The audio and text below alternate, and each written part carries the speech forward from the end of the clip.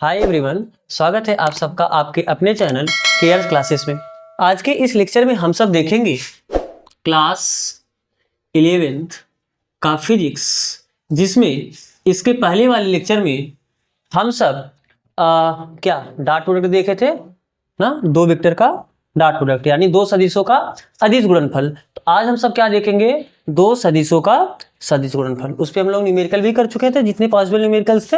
तो ठीक है, तो अब आपका हेडिंग होगा दो सदिशों का सदिश गुणनफल।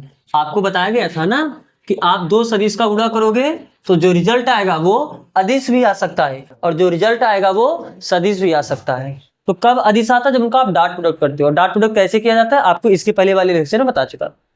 अब आपको देखना सदिश गुणनफल। डॉट प्रोडक्ट को यानी अदिश गुणनफल को आप कैसे दर्शाते थे, vector A dot vector B. लेकिन जो सदिश गुणनफल होता है आप इसे बोलते हो क्रॉस प्रोडक्ट। तो इसे आप कैसे दर्शाते हो, क्रॉस प्रोडक्ट है, आप ऐसे लिखोगे vector A cross vector B. तो जो डॉट प्रोडक्ट का फार्मूला आता था vector A dot vector B, ये आपने क्या लिखा था, ए बी कॉस थीटा, ये लिखे थे ना। तो क्रॉस प्रोडक्ट में क्या आता है, ए बी साइन थीटा। वहां पर कॉस आता है और यहाँ पर क्या आता है, साइन आता है। तो क्या केवल साइन के आने की वजह से आपका सदिश गुणनफल हो गया? अरे आप क्या पढ़े हो, दो सदिशों का सदिश गुणनफल, यानी जो रिजल्ट आएगा वो सदिश होगा, जो गुणनफल आएगा वो सदिश होगा। तो क्या गुणनफल में बस साइन कॉस की जगह साइन आ गया तो सदिश हो गया? बिल्कुल नहीं। यहाँ पर आपको बताया गया था वहां पर कि ये ए क्या है, वेक्टर ए का परिमाण है। वेरी गुड, ये वेक्टर ए का परिमाण है और ये वेक्टर बी का परिमाण है, नंबर, ये भी एक नंबर है। और cos थीटा किसी भी एंगल पे आप cos वैल्यू निकालोगे हमेशा एक नंबर ही मिलता है। तो ये भी क्या हुआ, नंबर। तो नंबर में नंबर का गुणा करोगे तो नंबर ही आएगा है। और एक नंबर के पास डायरेक्शन नहीं होता है, तो ये पूरा वैल्यू एक नंबर है यानी एक अदिश है, इसके पास कोई डायरेक्शन नहीं है, इसलिए आपने इसे बोल दिया था अदिश। तो यहाँ पर ये नंबर ये भी तो नंबर होगा, क्योंकि थीटा किसी भी एंगल पर जो साइन वैल्यू निकालोगे वो भी तो एक नंबर ही आएगा। और ए क्या है, वेक्टर ए का परिमाण, बी क्या है, वेक्टर बी का परिमाण, और साइन थीटा भी एक नंबर। तो नंबर में नंबर का गुणा करो, ये भी तो एक नंबर ही आया, तो यानी ये भी तो अदिश आया इस हिसाब से, क्योंकि नंबर के पास तो डायरेक्शन होता नहीं, दिशा होता नहीं है। तो जब इतने के पास दिशा नहीं है तो कैसे कहोगे ये सदिश है? इसको सदिश बनाने के लिए हम एक सदिश जोड़ते हैं एन कैप। अब ये एन कैप क्या है, एन कैप क्या है, वेक्टर ए क्रॉस बी का डायरेक्शन दर्शाता है। क्योंकि आपको पता है किसी भी वेक्टर का दिशा और परिमाण दो चीज होता है, पता है बात ना। हर वेक्टर के पास दो चीज होता है, एक उसका परिमाण और एक उसका दिशा। तो दिशा कौन बताता है, जो आई कैप जे कैप के कैप, आई कैप एक्स एक्सिस के डायरेक्शन की दिशा को बताता है, जे कैप वाई एक्सिस की दिशा को बताता है, और के कैप जेड एक्सिस की दिशा को बताता है। तो ऐसे ही एन कैप भी एक यूनिट वेक्टर है, मात्रक सदिश है, एकांक सदिश है। ये क्या बताएगा, ये वेक्टर ए क्रॉस बी के डायरेक्शन को बताएगा। तो इतना जो है ये ए बी साइन थीटा, ये vector A cross vector B का क्या है, परिमाण है।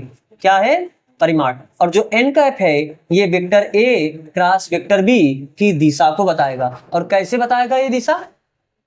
और आपसे कोई पूछे कि यहाँ एन कैप क्या है, आप ए लिख लोगे ना, ए क्या है, ए क्या है, वेक्टर ए का परिमाण, बी क्या है, वेक्टर बी का परिमाण, और ये थीटा क्या है, वेक्टर ए और वेक्टर बी के बीच कोण। और एन कैप क्या है, एन कैप क्या है, vector A cross vector B की जो दिशा आएगी उसे बताएगी, उस दिशा में मात्रक सदिश है।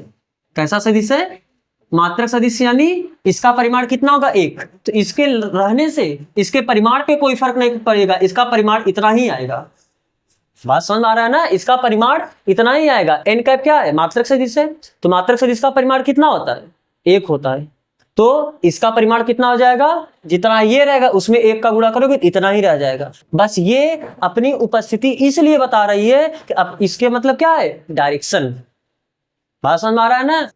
आप इसे ऐसे भी लिख सकते हो क्या, और इसका जो डायरेक्शन होता है ना, वेक्टर ए और वेक्टर बी दोनों के लंबवत होता है, यानी इसकी दिशा आप लिख सकते हो, इसकी दिशा किसके किसके लंबवत होती है, vector A and vector B दोनों के लंबवत होती है, दोनों के लंबवत होती है।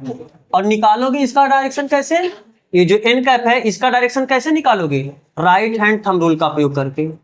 राइट हैंड थंब रूल, दाएं हाथ के अंगूठे के नियम का प्रयोग करके आप इसके डायरेक्शन को निकालोगे। और राइट हैंड थंब रूल क्या बोलता है कि आप, राइट हैंड थंब रूल क्या है कि वेक्टर ए के डायरेक्शन में आप अपना हाथ करो, वेक्टर ए की दिशा में क्या करो, अपने हाथ को फैलाओ और वेक्टर बी के डायरेक्शन में घुमाओ, तो अंगूठा जो डायरेक्शन में आएगा वही वेक्टर ए क्रॉस बी का डायरेक्शन होगा, यानी एन कैप का डायरेक्शन होगा, क्योंकि एन कैप का डायरेक्शन वही है ना जो वेक्टर ए क्रॉस बी का डायरेक्शन है। अरे एन कैप यही है ना वेक्टर ए क्रॉस बी की दिशा को बताएगा, तो जो वेक्टर ए क्रॉस बी की दिशा होगी वही एन कैप की दिशा होगी। और कैसे करोगे, ध्यान से देखना। जैसे एक बिंदु में मान लो कि ये आपका एक वेक्टर है, बात समझ में आ रहा है ना, मान लो ये आपका है वेक्टर ए और वेक्टर ए आपका इस तरीके से, और ये आपका वेक्टर बी, ठीक, ये आपका वेक्टर ए है और ये आपका वेक्टर बी है, इनके बीच कुछ न कुछ एंगल है, मान लो इनके बीच एंगल क्या है, थीटा। तो राइट हैंड थंब रूल क्या बोलता है कि आप वेक्टर ए के डायरेक्शन अपने हाथ को फैलाओ और वेक्टर बी के डायरेक्शन में घुमाओ, तो अंगूठा वेक्टर ए क्रॉस बी के डायरेक्शन को बताएगा, यानी ए की तरफ आप अपने हाथ को रखो और बी की तरफ घुमाओ, अंगूठा कहाँ आया, ऊपर आया, यानी ये जो अंगूठा आया, अंगूठा का डायरेक्शन कुछ ऐसा आया। बात समझ में आ रहा है कि नहीं समझ में आ रहा है? तो क्या बताओ, ये जो डायरेक्शन आया ये यही तो आपका पहला वेक्टर है, इस वेक्टर के लंबवत है कि नहीं है, और ये जो डायरेक्शन आया ऊपर के, क्या ये दूसरे वेक्टर के भी लंबवत है कि नहीं है, तो यानी vector A cross B A के भी लंबवत होता है और vector A cross B B के भी लंबवत होता है, यानी दोनों के लंबवत होता है। बात समझ में आ रहा है कि नहीं समझ में आ रहा है? तो वेक्टर ए क्रॉस बी का डायरेक्शन कैसे निकालोगे, राइट हैंड थंब रूल का प्रयोग करके, दाएं हाथ के अंगूठे के नियम का प्रयोग करके। और दाएं हाथ के अंगूठे के नियम का प्रयोग कैसे करना है, ए के डायरेक्शन में अपने हाथ को घुमाओ, सॉरी अपने हाथ को फैलाओ और बी के डायरेक्शन अपने हाथ को घुमाओ, तो जो अंगूठा रहेगा वही वेक्टर ए क्रॉस बी के डायरेक्शन को बताएगा। बात समझ में आ रहा है ना? तो आपका इस तरीके से आप एन कैप के बारे में जानकारी हासिल करोगे। तो एन कैप फिर से बोलो क्या है, एक मात्रक सदिश है। कैसा मात्रक सदिश है, किसकी दिशा में मात्रक सदिश है, वेक्टर ए क्रॉस बी की दिशा में मात्रक सदिश है। ये एन कैप क्या बताएगा, वेक्टर ए क्रॉस बी के डायरेक्शन को बताएगा, और इसके डायरेक्शन को आप कैसे निकालोगे, राइट हैंड थंब रूल का प्रयोग करके। और राइट हैंड थंब रूल क्या बोलता है कि पहले वेक्टर के डायरेक्शन में हाथ करो और दूसरे वेक्टर के डायरेक्शन में घुमाओ, तो जो अंगूठा होगा वही वेक्टर ए क्रॉस बी के डायरेक्शन को बताएगा। और ये जो वेक्टर ए क्रॉस बी का डायरेक्शन होता है, यानी एन कैप का जो दिशा होता है, वो ए और बी दोनों के क्या होता है, लंबवत होता है। ठीक है, यहीं से आप एक चीज ये भी देख सकते हो, क्योंकि आपने जब डॉट प्रोडक्ट देखा है तो वहां पर आपको बताया गया था कि डॉट प्रोडक्ट दो सदिशों का अदिश गुणनफल क्रम विनिमय नियम का पालन करता है। बताया गया था ये बात ना कि वेक्टर ए डॉट बी ये बराबर होता है vector B dot vector A के, लेकिन vector A cross vector B ये नहीं बराबर होता है vector B cross vector A के। और क्यों, इसका रीजन है, फिर से वही चीज आप देखो, मान लो कि आपका ये वेक्टर ए है ये, और ये आपका क्या है, वेक्टर बी है। बात समझ आ रहा है ना, ये आपका वेक्टर ए है और ये आपका क्या है, वेक्टर बी है। तो जब आपको वेक्टर ए क्रॉस बी करना होगा तो ए की तरफ हाथ फैलाओगे और बी की तरफ घुमाओगे, अंगूठा किधर आया, ऊपर। लेकिन vector B cross vector A होकर निकालना होगा, आप बी की तरफ हाथ फैलाओगे, ए की तरफ घुमाओगे, तो अंगूठा किधर गया, नीचे। तो वेक्टर ए क्रॉस बी का डायरेक्शन ऊपर आया, तो वेक्टर बी क्रॉस ए का डायरेक्शन नीचे आया। समझ में आ रहा है कि नहीं बात समझ में आ रहा है? और सदिश, दो सदिश समान कब होते हैं, दो सदिश बराबर कब होते हैं, जब उनका परिमाण और दिशा दोनों सेम हो, तभी दो सदिश बराबर होते हैं। तो वेक्टर ए क्रॉस बी का डायरेक्शन तो ऊपर आया और वेक्टर बी क्रॉस ए का डायरेक्शन नीचे आया, तो दोनों वेक्टर का डायरेक्शन अलग अलग है, तो क्या दोनों वेक्टर बराबर हो सकते हैं, बिल्कुल नहीं बराबर हो सकते। इसीलिए मैं बोलूंगा कि वेक्टर ए क्रॉस बी ये नहीं बराबर होता है वेक्टर बी क्रॉस ए, लेकिन परिमाण यही आएगा। अरे वेक्टर ए क्रॉस बी निकालोगे तो ए बी साइन थीटा आएगा, वेक्टर बी क्रॉस ए निकालोगे क्या ये बी ए साइन थीटा आएगा, क्या बोलो। तो क्या आप बी ए साइन थीटा को ए बी साइन थीटा भी तो लिख सकते हो, क्योंकि नंबर का गुणनफल क्रम विनिमय का पालन करता है। आप नंबर को अदल बदल दोगे उससे कोई दिक्कत नहीं होगा। तो जो बी ए साइन थीटा था वही ए बी साइन थीटा है, तो परिमाण दोनों का बराबर हुआ। बस दिक्कत क्या है, डायरेक्शन में। यानी अगर आपको बोलना है तो आप ऐसे बोल सकते हो क्या कि vector A cross vector B ये बराबर होता है minus vector B cross vector A, उसका अपोजिट होता है। बात समझ में आ रहा है कि नहीं समझ में आ रहा है? ये बातें आप याद रखोगे, बिल्कुल ठीक है। तो चलो फिर अब हम कुछ केस करते हैं। वही आपका जब इनके बीच एंगल, कैसे ख्याल करो, जब दो वेक्टर के बीच एंगल 0 अंश था, 90 अंश था, 180 अंश था, तो वहां पर हमने डॉट प्रोडक्ट में देखा था। सेम वैसे आप यहाँ देखो, अगर दो वेक्टर के बीच 0 अंश का एंगल हो, 90 अंश का एंगल हो, 180 अंश का एंगल हो, तब वो क्या होता है। तो आपको ये जो नोट करना है आप इसे नोट कर सकते हो। फिर हम चलते हैं अगले टॉपिक पे। तो आप नोट कर चुके होंगे, तो अब ध्यान से देखो।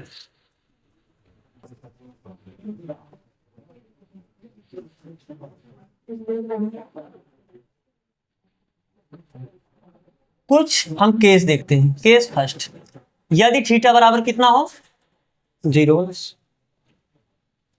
चूंकि आपको ये पता है ना, vector A cross vector B ये बराबर होता है किसके, ए बी साइन थीटा। ठीक है, यहां पर आपको एन कैप बोलना, केवल ए बी साइन थीटा मत बोलना, एन कैप भी साथ में बोलना। तो इस दोनों वेक्टर के बीच एंगल कितना रखना है, 0 अंश। तो vector A cross vector B ये किसके बराबर हुआ, A B sine theta, theta यानी 0 अंश एन कैप। तो ए बी साइन 0 का वैल्यू कितना होता है, 0 और एन कैप, तो 0 का गुणा होगा पूरा 0। तो यानी ये क्या 0 वेक्टर आगे नहीं आ गया। आपने शून्य सदिश पढ़ा है, शून्य सदिश ऐसा सदिश होता है जिसका परिमाण क्या हो, 0।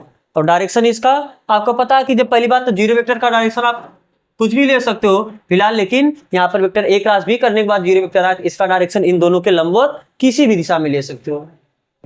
0 वेक्टर समझ में आया ना फिर। तो अब आप याद रखना कि जब दो वेक्टर के बीच एंगल 0 हो, यानी दो वेक्टर एक ही डायरेक्शन में हो, उनका क्रॉस प्रोडक्ट क्या आता है, 0। उनका क्रॉस प्रोडक्ट क्या आता है। और क्या आपको डॉट प्रोडक्ट में ख्याल है, जब दो वेक्टर एक ही डायरेक्शन में तो होते थे तब उनका डॉट प्रोडक्ट क्या आता था, केवल ए बी आता था, क्योंकि cos 0 का वैल्यू कितना होता था, एक का गुणा करने से कोई फर्क नहीं पड़ता था। और मान लो केस सेकंड हम बात करते हैं। केस सेकंड अगर इनके बीच एंगल कितना हो जाए, 90 अंश। एंगल कितना हो जाए, 90 अंश। उस केस में vector A cross vector B कितना आएगा, ए बी साइन थीटा, और थीटा का कितना हुआ, 90 अंश, और एन कैप। तो ए बी साइन 90 का वैल्यू कितना होता है, 1। साइन 90 का वैल्यू कितना होता है, 1। एन कैप, तो क्या ये कितना आ गया, ए बी एन कैप। ये हुआ vector A cross vector B. और आप याद रखना इस केस में vector A cross B maximum होता है, और ये जो केस है वो वेक्टर ए क्रॉस बी का बात समझ आ रहा है ना। तो इन दोनों बात पे हम लोग आगे करते हैं। अब एक चीज और आप पहले वैसे सीखना है तो आप सीख सकते हो, या एक चीज आप डायरेक्ट याद रखना, ये सर्कल है मान लो, यहाँ पर आप आई कैप, क्योंकि अब हमें आई कैप जे कैप के कैप इससे डील करना होगा। तो मान लो ये आपका आई कैप है, और मान लो यहाँ पर आपका क्या है, जे कैप है, और मान लो यहाँ पर आपका क्या है, ठीक। ये चीज याद रखना। अगर आप आई कैप आप इसे लिखते हैं, फिर हम स्पेस बनाते तो आगे बात करते। आप इसे लिख चुके होगे, तो ध्यान से देखो, यदि आपको कभी मात्रक सदिश का क्रॉस प्रोडक्ट लेना हो तो उस केस में आप क्या करोगे, जैसे आई कैप का क्रॉस प्रोडक्ट लेना है आई कैप के साथ, फिर आई कैप का क्रॉस प्रोडक्ट लेना है जे कैप के साथ। डॉट प्रोडक्ट में भी आपने ऐसा किया था नहीं किया था, ख्याल है, सब 9 केस आपने देखा है। आई कैप का क्रॉस प्रोडक्ट लेना है के कैप के साथ, फिर जे कैप का क्रॉस प्रोडक्ट लेना है आई कैप के साथ, फिर जे कैप का क्रॉस प्रोडक्ट लेना है जे कैप के साथ, फिर जे कैप का क्रॉस प्रोडक्ट लेना है के कैप के साथ, फिर के कैप का क्रॉस प्रोडक्ट लेना है आई कैप के साथ, के कैप का क्रॉस प्रोडक्ट लेना है जे कैप के साथ, और के कैप का क्रॉस प्रोडक्ट लेना है के कैप के साथ।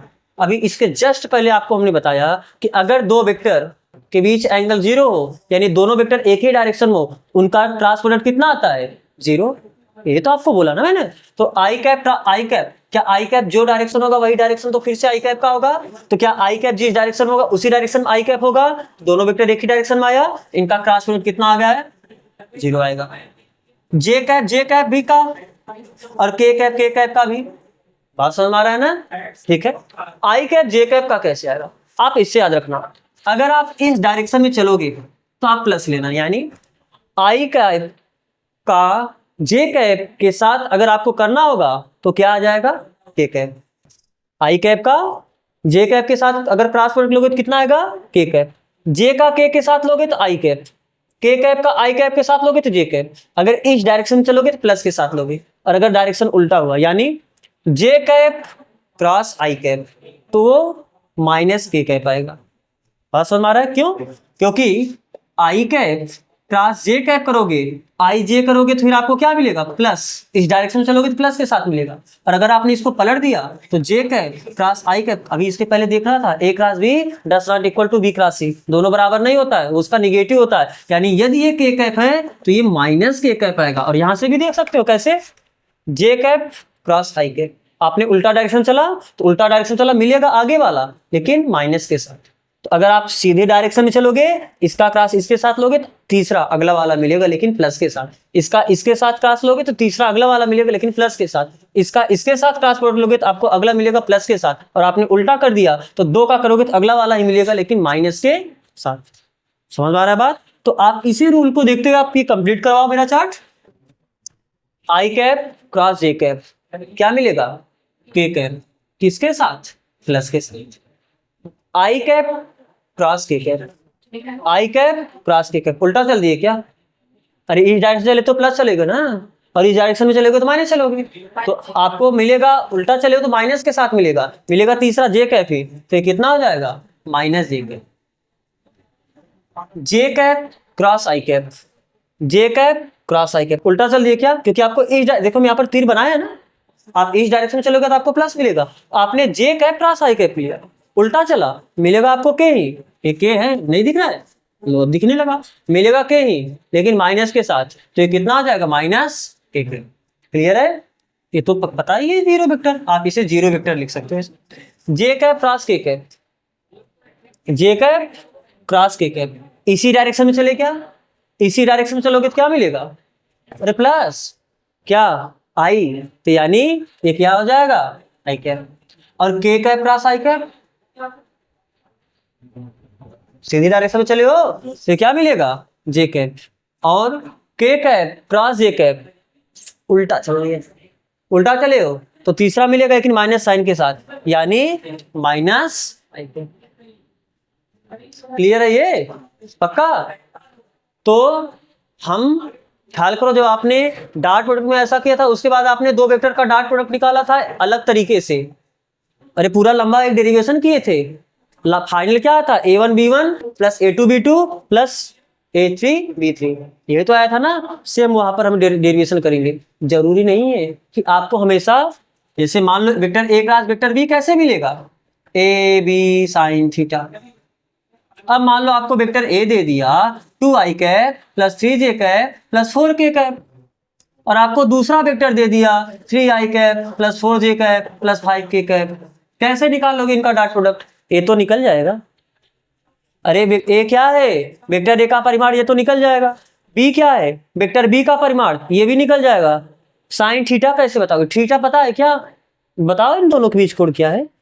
नहीं बता पाओगे इन दोनों के बीच कोण ना? बता सकते। इसके पहले वाले आपने डॉट प्रोडक्ट में दो वेक्टर के बीच कोण निकालना सीखा है। अरे क्वेश्चन भी की हो तो कोण तो बता लोगे, लेकिन उसके बाद एन कैप कैसे बताओगे?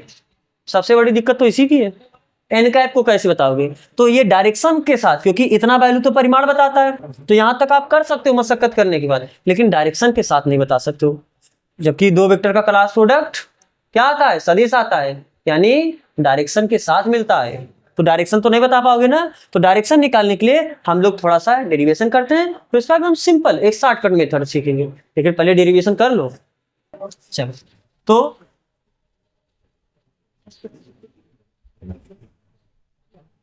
मान लो वेक्टर ए बराबर है a1 i cap plus b1 j cap, sorry a2 j cap plus a3 k cap, और एक दूसरा वेक्टर हम लेते हैं b, और वेक्टर b क्या होता है?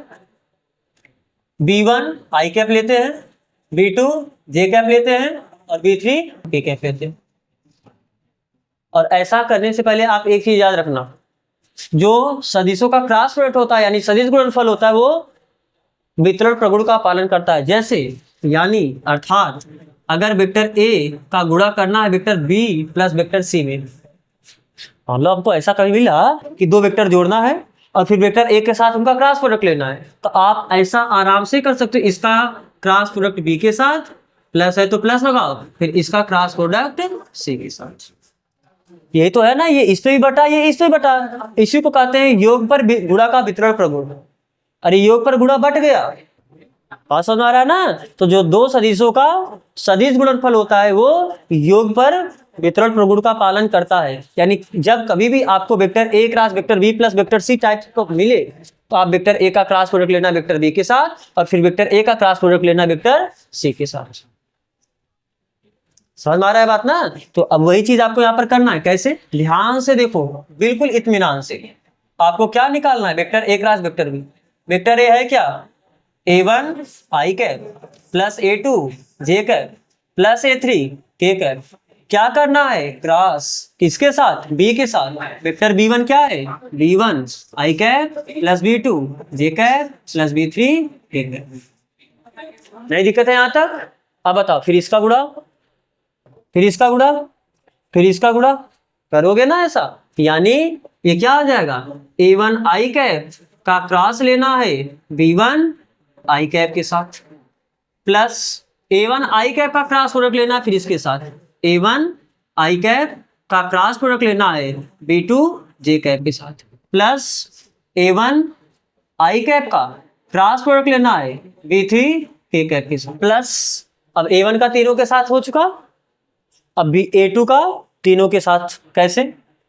a2 जे कैप क्रॉस, अरे b1 b2 सबके साथ लोगे ना, यानी b1 आई कैप प्लस a2 जे कैप क्रॉस b2 जे कैप, फिर प्लस a2 जे कैप क्रॉस b3 के कैप।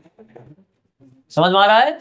प्लस a3 के कैप क्रॉस b1 आई कैप, फिर इसका इसके साथ, यानी प्लस a3 के कैप क्रॉस b2 जे कैप प्लस a3 के कैप क्रॉस b3 के कैप। कितना लिखोगे? अब बताओ, ये तो नंबर है, क्रॉस प्रोडक्ट वेक्टर के बीच होता है, तो आप a1 b1 वैसे लिखो। बाकी ये क्या हुआ? आई कैप क्रॉस, अरे इन दोनों को ख्याल करो, आपने वेक्टर में भी डॉट प्रोडक्ट में भी आपने ऐसे ही किया है, प्लस इन दोनों को एक साथ लिखो a1 b2 एक साथ लिखोगे और ये हो क्या जाएगा? आई कैप क्रॉस जे कैप, फिर प्लस इसका गुणा इसमें करोगे a1 b3 और क्रॉस प्रोडक्ट किसके बीच लोगे? आई कैप का किसके साथ? ए कैप के साथ, प्लस a2 b1 और जे कैप का क्रॉस प्रोडक्ट लिखो किसके साथ? आई कैप के साथ, प्लस a2 b2 और जे कैप का क्रॉस प्रोडक्ट लिखो किसके साथ? जे कैप के साथ, plus a2 b3 cross product किसके बीच होगा? जे कैप का के कैप के साथ, प्लस a3 b1 किसके बीच क्रॉस प्रोडक्ट? के कैप का आई कैप के साथ, प्लस a3 b2 के कैप का जे कैप के साथ, प्लस a3 b3 के कैप का किसके साथ?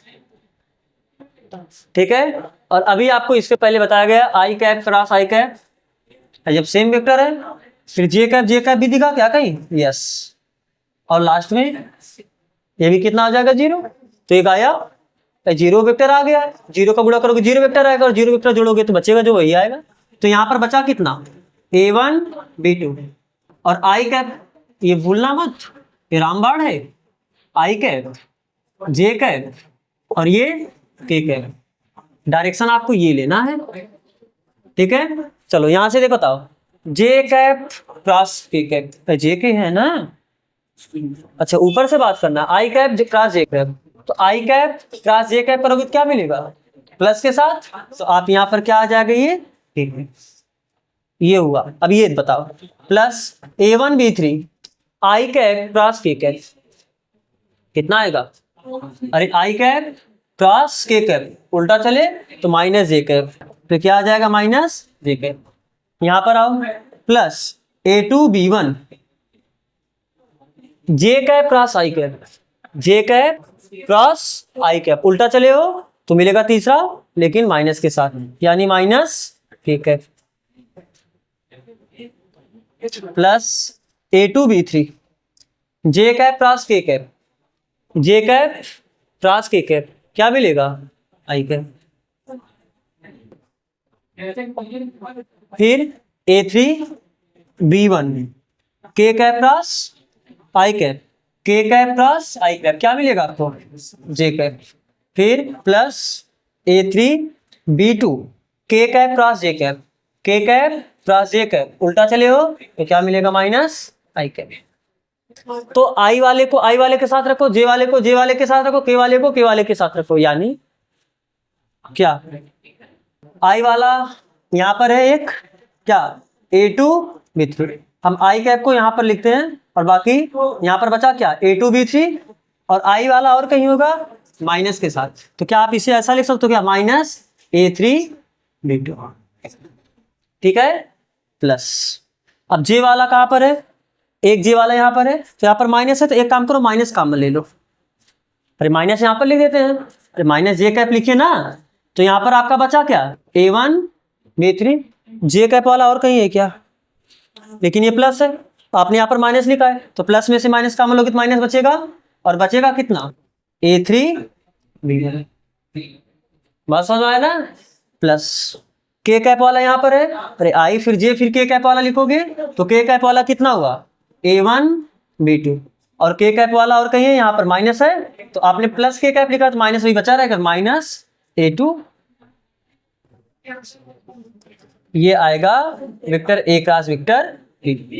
याद रखोगे क्या इसे, बिल्कुल याद मत रखना, काम ही नहीं है इसका याद रखने का। आपको करना कैसे है, जब भी दो वेक्टर, अगर आपको कॉपी करना था इसे कॉपी पहले कर सकते हो, फिर हम बात करते हैं इसे आप करोगे कैसे, तो आप कॉपी कर चुके हैं, ध्यान से देखो, बिल्कुल ध्यान से देखो, अगर आपको vector A cross vector B करना है तो vector A cross vector B निकालो कैसे।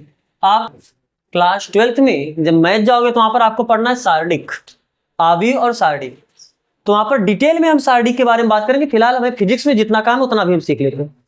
आप बनाओगे एक सारणिक, सबसे पहले आप यहाँ पर लिखना I कैप, यहाँ पर J कैप और यहाँ पर K कैप, बात समझ आ रहा है ना, I cap J cap K cap. फिर पहला वेक्टर है, अगर A क्रॉस B लिखना है तो पहले आप A वाला का गुणांक लिखो, I कैप का गुणांक कितना है A1, यहाँ पर J कैप का गुणांक A2 और K कैप का गुणांक A3। फिर इसका देखो I कैप का गुणांक B1, इसका B2 और इसका B3। अब इसी को आप हल कर दो, इसी सारणिक को आप क्या करो हल करो, कैसे, vector A cross vector B निकालना है तो आपको करना क्या, ध्यान से देखना, I कैप से स्टार्ट करना।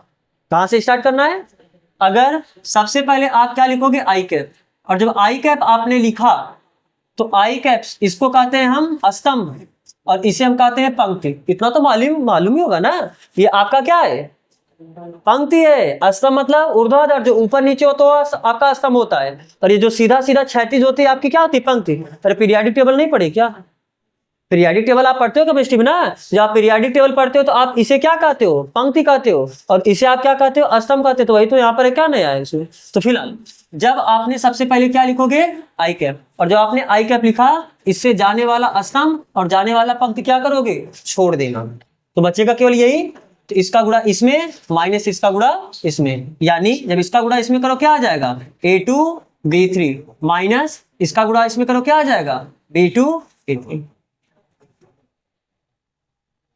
यह है ना I cap A2 B3 minus, अरे A3 B2 लिखो या B2 A3 लिखो एक ही बात। फिर दूसरे के लिए आपने पहले के लिए प्लस लिखा इसके सामने, लेकिन दूसरे के लिए आपने J कैप तो लिखोगे लेकिन माइनस J कैप लिखोगे, प्लस J कैप पहले के लिए प्लस लिखना और दूसरे के लिए फिर क्या लिखना माइनस, फिर तीसरे के लिए आप प्लस लिखोगे, तो ठीक है आपने J कैप लिखा, लेकिन जब आपने J कैप लिखा तो अब इससे जाने वाला आप छोड़ देना, स्तंभ और पंक्ति को छोड़ दो, तो अब आपका बचा क्या ये ना, तो इसके लिए आप फिर क्या करोगे इधर का गुणा इधर माइनस इधर का गुणा इधर, तो जब इधर का गुणा इधर करोगे A1 B3 माइनस इसका गुणा इसमें करोगे B1 B3 minus J cap A1 B3 minus A3 B1 बोलो या B1 A3 बोलो एक ही बात, अरे A3 को आप बाद में लिख सकते हो B1 को आप पहले लिख सकते हो, तो वही चीज आ जाएगा, ठीक है। प्लस अब आप फिर क्या लिखोगे, सबसे पहले आपने I कैप लिखा प्लस के साथ, फिर आपने J कैप को लिखा माइनस के साथ, फिर आप K कैप को लिखोगे प्लस के साथ, और कैसे करोगे, अब इससे जाने वाला आप छोड़ दो, अरे इससे जाने वाला स्तंभ ये हुआ और इस K कैप से जाने वाला पंक्ति ये हुआ, तो इसको जब छोड़ोगे तो बचेगा ये, तो इसका गुणा इधर माइनस इसका गुणा इधर, तो जब इसका गुणा इधर करो कितना आ जाएगा a1 b2 माइनस इसका गुणा इसमें करोगे b1 b2, ये है ना a1 b2 minus a2 b1 b1, एक ही बात है। तो क्या आप डायरेक्ट सारणी बना के कर सकते हो ना, ठीक है। तो चलो फिर आज यही तो करते हैं, इस पे जो क्वेश्चन है न्यूमेरिकल है हम लोग कल करेंगे, ठीक है। यहाँ तक जुड़ने के लिए आप सबका बहुत बहुत धन्यवाद।